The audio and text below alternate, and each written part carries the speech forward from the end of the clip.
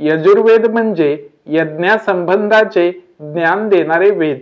यजुर्वेदामध्ये ऋग्वेदातील मंत्रांचे यज्ञाद्वारे व्यावहारिक स्वरूपात रूपांतर केले आहे।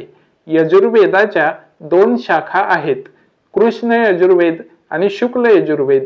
कृष्ण यजुर्वेदामध्ये देवतांची स्तुती करणारे मंत्र आणि धार्मिक विधी यांचे मिश्रण आहे आणि शुक्ल यजुर्वेदामध्ये मंत्र आणि विधींचे मिश्रण नाही। कृष्ण यजुर्वेद दक्षिण भारतात तर शुक्ल यजुर्वेद उत्तर भारतात प्रचलित आहे।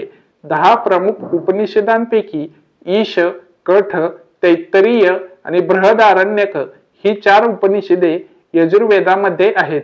त्याचबरोबर अहम ब्रह्मास्मी हे महावाक्यही यजुर्वेदामध्ये आहे।